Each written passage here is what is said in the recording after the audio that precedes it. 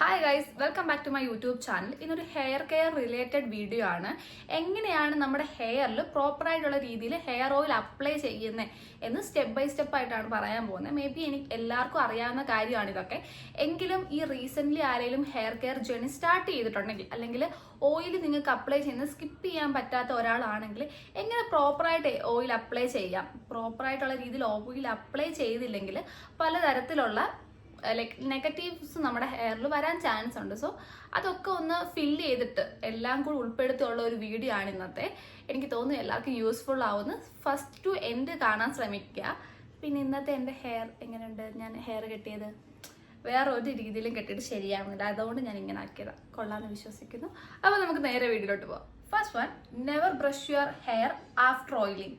ഒരിക്കലും നിങ്ങൾ നിങ്ങളുടെ ഹെയർ ഓയിൽ അപ്ലൈ ചെയ്തതിന് ശേഷം കോംബ് ചെയ്യാൻ പാടില്ല. അങ്ങനെ ചെയ്യുവാണെങ്കിൽ ചിലപ്പോൾ നിങ്ങളുടെ ഹെയർ ബ്രേക്ക് ആവാനോ അല്ലെങ്കിൽ എന്തെങ്കിലുമൊക്കെ ഡാമേജസ് വരാനുള്ള ചാൻസസ് കൂടുതലാണ്. സോ എപ്പോഴാണോ നിങ്ങൾ ഓയിൽ അപ്ലൈ ചെയ്യുന്നത് അതിന് മുമ്പായിട്ട് തന്നെ നിങ്ങൾ ഹെയർ കോംബ് ചെയ്യാനും നിങ്ങളുടെ ഹെയറിൽ ഈ ചെട കാര്യങ്ങളൊക്കെ ഇല്ലേ അതൊക്കെ എടുത്തിട്ട് വേണം ഓയിൽ അപ്ലൈ ചെയ്യാൻ വേണ്ടി. എങ്കിലേ സ്മൂത്ത് ആയിട്ട് അല്ലെങ്കിൽ എല്ലാ സൈഡിലേക്കും നിങ്ങളുടെ ഹെയറിന്റെ എല്ലാ സെക്ഷനിലേക്കും ഓയിൽ കറക്റ്റ് ആയിട്ട് വരത്തുള്ളൂ. Second one, few drops of oil will be sufficient for your hair. നിങ്ങളുടെ ഹെയറിന് വളരെ കുറച്ച് ഓയിൽ മാത്രം യൂസ് ചെയ്താൽ മതി. പിന്നെ നിങ്ങൾക്കറിയാം നിങ്ങളുടെ ഹെയറിന്റെ ലെങ്ത്തും വോളിയവും കാര്യങ്ങളൊക്കെ നിങ്ങൾക്കാണ് നല്ലപോലെ അറിയാവുന്നത്. സോ അതുകൊണ്ട് അതിനാവശ്യമുള്ള ഹെയർ ഓയിൽ മാത്രം എടുത്താൽ മതി. അല്ലാതെ ഒരു കുന്നോളം ഹെയർ ഓയിൽ എടുത്ത് തലയിൽ അപ്ലൈ ചെയ്തതിന് ശേഷം ഈ വറക്കാൻ പാകത്തിൽ ചില ലൈക്ക് ഓയിൽ തലയിൽ അപ്ലൈ ചെയ്യുന്നത് എനിക്കറിയാം. ശരിക്കും അതിന്റെ ആവശ്യമില്ല. നിങ്ങൾ ഒരുപാട് ഓയിൽ അപ്ലൈ ചെയ്താലും കുറച്ച് എമൗണ്ടിൽ ഓയിൽ അപ്ലൈ ചെയ്താലും എഫക്റ്റ് സെയിം തന്നെയാണ്. സോ ഒരുപാട് എടുത്ത് ഇങ്ങനെ തലയിൽ വലിച്ചു വാരി തേക്കേണ്ട ആവശ്യമില്ല. അങ്ങനെ ചെയ്യുവാണെങ്കിൽ അതിന്റെ നെഗറ്റീവ് സൈഡ് എന്താണെന്ന് വെച്ചാൽ ഇത് നമ്മുടെ ഹെയറിൽ നിന്ന് റിമൂവ് ആക്കാൻ ഭയങ്കര പാടായിരിക്കും. നിങ്ങൾ എത്രമാത്രം കൂടുതൽ ഹെയർ ഓയിൽ യൂസ് ചെയ്യുന്നോ അതിനനുസരിച്ച് നിങ്ങൾക്ക് ഹെയർ ഓയിൽ റിമൂവ് ചെയ്യാനുള്ള ബുദ്ധിമുട്ടുണ്ടാവും. അതുകൊണ്ട് എപ്പോഴും ശ്രദ്ധിക്കുക, few drops of hair oil will be sufficient for your hair. Third one, massage your scalp after oiling. എപ്പോഴും നിങ്ങളുടെ ഹെയർ ഓയിൽ അപ്ലൈ എപ്പോഴൊക്കെ ചെയ്യുന്നോ ആ ടൈമിലൊക്കെ നിങ്ങളുടെ ഹെയർ അല്ലെങ്കിൽ നിങ്ങളുടെ സ്കാൽപ്പ് നിങ്ങൾ മസാജ് ചെയ്യാൻ ശ്രമിക്കുക. ഒരു 10 to 15 മിനിറ്റ്സിലും നിങ്ങൾ കണ്ടിന്യൂസ്ലി ഹെയർ മസാജ് ചെയ്യുക. ഇങ്ങനെ ചെയ്യുന്നതിലൂടെ നിങ്ങളുടെ ഹെയറിലെ ബ്ലഡ് സർക്കുലേഷൻ ഇംപ്രൂവ് ആവാനും അതുപോലെ തന്നെ നിങ്ങളുടെ ഈ ബേബി ഹെയർസില് പുതിയ ഹെയർ വരാനും നിങ്ങളുടെ ഉള്ള ഹെയർ ഒന്ന് എനർജി ആവാനും ഒക്കെ നിങ്ങളെ ഹെൽപ്പ് ചെയ്യും. സോ ഈ ഒരു സ്റ്റെപ്പ് നിങ്ങൾ ഒരിക്കലും സ്കിപ്പ് ചെയ്യാതിരിക്കാൻ ശ്രമിക്കുക. നിങ്ങൾ എപ്പോഴൊക്കെ നിങ്ങളുടെ ഹെയർ മസാജ് ചെയ്യാൻ പറ്റുന്നുണ്ടോ അപ്പോഴൊക്കെ മസാജ് ചെയ്ത് കൊടുക്കാൻ ശ്രമിക്കുക. കാരണം നമ്മുടെ ഹെയറിൽ ഒരു ബ്ലഡ് സർക്കുലേഷൻ വളരെ ഇമ്പോർട്ടൻ്റ് ആണ്.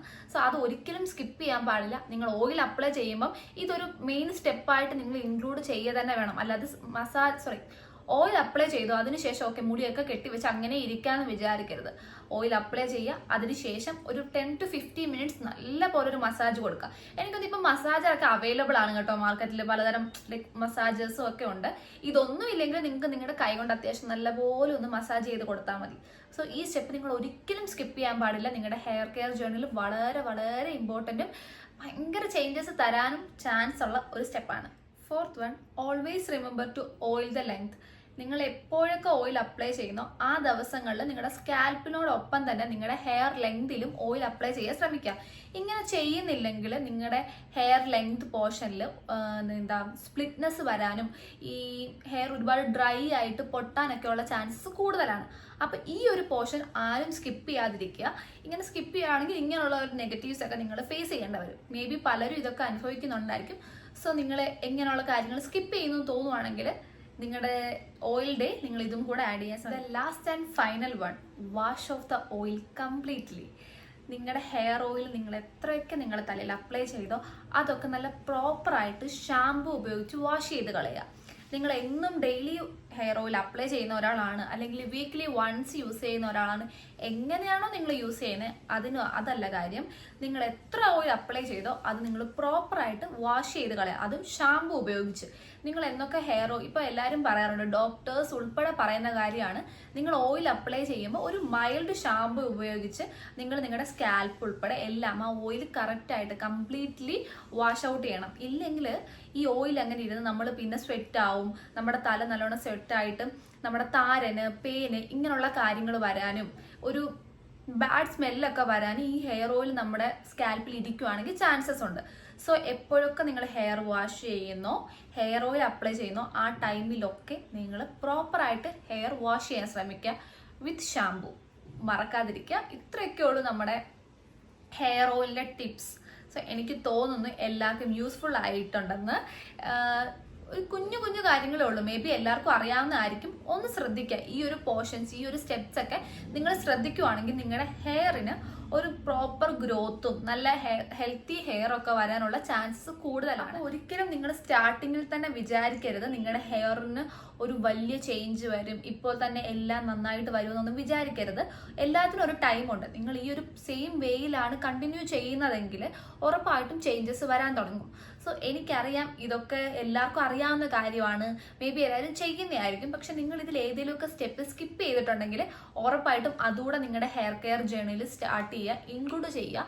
എന്നിട്ട് നിങ്ങൾക്ക് ഇത് യൂസ്ഫുൾ ആയെങ്കിൽ കമൻറ്റ് ചെയ്യുക. അപ്പോൾ അടുത്ത വീഡിയോയിൽ കാണുന്നവരെ ബൈ. അതിൻ്റെ കൂടെ എൻ്റെ ചാനൽ ആദ്യമായിട്ട് കാണുന്നവരാണെങ്കിൽ സബ്സ്ക്രൈബ് ചെയ്യുക. സോ ഇത്രയൊക്കെ ഉള്ളൂ. അപ്പോൾ അടുത്ത വീഡിയോ കാണാം. ബൈ.